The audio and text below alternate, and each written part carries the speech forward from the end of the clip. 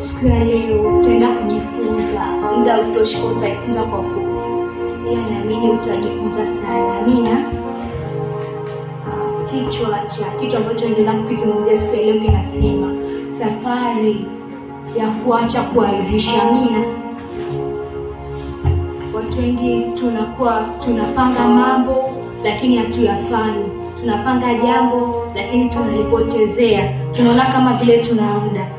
Tunapaswa kujua, tunapaswa kuacha kuahirisha. Amina.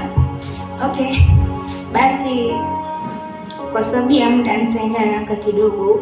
Nitazungumzia mambo au sababu zinazosababisha mtu kufanyaje? Kuahirisha.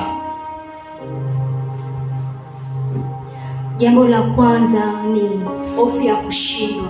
Mtu anakuwa anapanga kufanya jambo lake lakini anaona mimi nitashindwa bwana. Mimi nataka niuze ndala kule chuo. Sasa hivi watu wengi wanauza ndala. Mimi nitaweza kweli?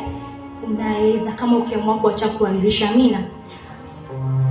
Kitu kingine ni kutaka ukamilifu. Kuna mtu anataka asubiri mpaka yawe sijui haweje. Mpaka hajue kitu. Mfano una uwezo wa kuimba, unataka mpaka uwepo unajua sauti kamiliki. Hapana. Hata wale walioanzia chini, waliofika juu walianzia chini. Hivyo. Amina. Kitu cha tatu ni kukosa motisha ndani. Mtu unajiona mimi kama bado siwezi. Nani atanisaidia? Hiyo inakusababisha kuahirisha mambo yako muhimu sana. Sababu ya 4 ni kujisikia kazi ni kubwa sana. Mtu unaweza ukawa umepewa assignment, unasema hii kazi ni kubwa sana. Nitaweza kuimaliza kweli? Nitaweza kuandika sijui peji 10 na ngapi za project proposal? Hapana. Ukianza kidogo kidogo hivyo ukaendelea, leo kesho itakusaidia. Amina. Jambo la 6 ni vishawishi au mazingira. Mazingira ni mtu unataka kuanza lakini unasema ngoja nimtext rafiki yangu yuko hapa sasa hivi. Unataka kuanza lakini unasema ngoja niangalie leo kuna kitu gani labda sijui nani amesema nini kwenye mtandao. Kwa hiyo kupitia hivyo, kufanya hivyo, tunajikuta tunaahirisha mambo yetu. Jambo lingine ni usimamizi mbaya wa muda. Mtu anashindwa kufanya jambo lake au anaahirisha kutokana hana ratiba. Yaani always kama mtu leo umeamka, unajua leo tu nitaenda darasani nitafanya, lakini hauna to do list zako. Lakini ukiwa umepanga leo nitaamka saa 11, nitaosha vyombo nyumbani kwangu, nitapika chai, sijui nitafanyaje, nitaamka, nitafanya mazoezi, nitasoma, alafu nitafanya bila shughuli za nyumbani zeni nitaenda nyumbani. Ukiwa umepanga vitu vyako lazima utavifuata. Lakini kama hujapanga, haujui cha kufanya, hujui uanze wapi, kwa hiyo unakuwa unafanya tu. Jambo lingine ndio umeshela, naomba kwa uchache. Amina. Kitu kingine ni uchovu wa mwili na akili. Bwana mimi nimechoka, ngoja nilale, kesho nitafanya. Mimi kwanza leo nimefanya mtihani, nimechoka, ngoja tu nipumzike, kesho nitafanyaje? Nitafanya. Kesho haifiki. Kila siku nasema kesho haifiki. Umeona? Kitu kingine ni kujilaumu na kujiamini kidogo. Nishamjeni unajua ni bado siwezi. Hivi mimi kweli naweza nikaandaa title, nikaandaa nini, nikafanya research, nikafanya nini? Unaona kama vile hauwezi. Mimi naweza kupata A kweli. Kama kuna watu wengine wanasema huku hivi kupata 5 huku chuoni kazi. Nitaweza kweli? Usijione hivyo, anza kidogo kidogo. Amina. Natoka kutoa mfano mmoja hapa. Mwalimu wetu akawa ameingia darasani, akasema kwamba huko zamani watu wa kwanza ni wale first class walikuwa wanapata GPA ya 4 point ngapi. Sasa akakuwa amekuja mtu amekuja anasema mimi nataka nipate 5, nipate 4.7. Lakini akifikiria kule nyuma, mbona kama first class walikuwa wanapata sijui namba za chini. Mimi nitaweza kweli? Kwa kupitia kama wale wa nyuma walishindwa, mimi naweza nikaweza kweli? Hapana. Unataka ujue kwamba wewe ni wewe na wao ni wao. Amina. Kwa ufupi basi tutaenda kwenye solution au njia za kusaidia katika safari ya kushinda kuahirisha. Amina. Jambo la kwanza, nianza bila kusubiri, kuwa tayari. Yaani usiseme mpaka niwe na rafiki yangu, mpaka sijui niwe na vitabu, sijui niwe na nini. Anza hapo mpaka niwe na bado. Hapana. Anza kusoma hata hizo notes ulizoandika kwenye madaftari. Amina. Kitu cha pili ni kugawa kazi kubwa kuwa sehemu ndogo. Usije ukasema mimi nataka leo niandike sijui title, niandike page 1 2 3. Hapana, anza kusema muda leo nataka nifanye kitu fulani, some topic moja tu hivyo, na hiyo topic moja nihakikisha nimeifanyia vizuri. So mimi leo nasoma kozi nzima topic zote. Umeona? Itafika mahali kama usipoanza kidogo kidogo, unasema kesho nitafanya, itafika mahali sasa ndio utaanza. Hauna muda, kesho ni mtihani. Topic zote unataka uzisome leo. Umechoka, haujisikii kulala, yani mambo yamekuwa mengi. Kwa epuka kuahirisha. Solution ya pili ni solution ya tatu ni kubali makosa kuwa sehemu ya safari. Ndio kwa sababu basi nilishafeli test 1, nilishafeli nini, naweza kweli hata sasa hivi? Hapana, bado unaweza na bado una nguvu ya kufanya kwa ukubwa. Amina. Katika hilo tunajifunza kwamba kushindwa si mwisho, ni daraja la mafanikio.